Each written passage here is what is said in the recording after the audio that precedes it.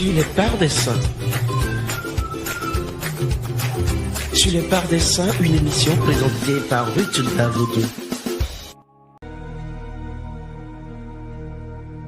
Mon Père, je m'abandonne à toi. Chers frères et sœurs, bonjour. Nous faisons mémoire de Saint Éloi. Éloi naquit à Chaptelat, à 2 lieues de Limoges, vers l'an 588. Dès son enfance, il se montra si habile aux travaux manuels que son père le plaça comme apprenti chez le maître de la monnaie de Limoges. Ses premières œuvres révélèrent son talent précoce et au bout de quelques années, Éloi n'avait pas de rival dans l'art de travailler les métaux. Ses sentiments religieux et ses vertus le rendirent plus recommandable encore que ses talents et on ne se lassait pas d'admirer sa franchise, sa prudence, sa douceur, sa charité. Le roi Clotaire II, ayant entendu parler de lui, le fit venir à la cour, lui commanda un trône d'or orné de pierreries et à cet effet lui donna une quantité d'or.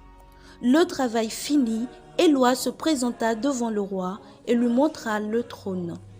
Clotaire s'extasiait devant ce chef-d'œuvre. Mais quelle ne fut pas sa stupéfaction quand Éloi fit apporter un autre trône aussi beau que le premier, fait aussi avec l'or qu'il avait reçu. Sur le champ, Éloi fut nommé grand argentier du royaume et le roi le garda près de lui. Jusque-là, notre saint avait aimé le luxe. Touché d'une grâce de choix, il se détacha des vanités du monde et vécut au milieu des richesses comme un pauvre de Jésus-Christ.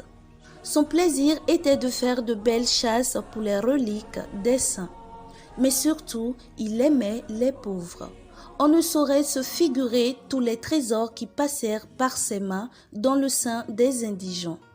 Aussi, quand des étrangers demandaient à le voir, on leur répondait: allez dans telle rue et arrêtez-vous à la maison où vous verrez une foule de mendiants. C'est là sa demeure. Saint Éloi lavait les pieds des pauvres, les servait de ses propres mains, ne prenait que la dernière place et ne mangeait que leur reste. Quelle leçon pour les hommes de notre temps qui parlent tant de l'émancipation des classes ouvrières et vivent dans les jouissances égoïstes.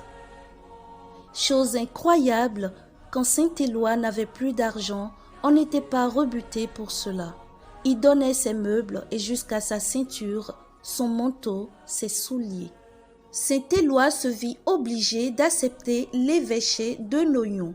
Sa vie épiscopale fut la continuation de ses bonnes œuvres et de plus se signala par un apostolat plein de fruits et de merveilles.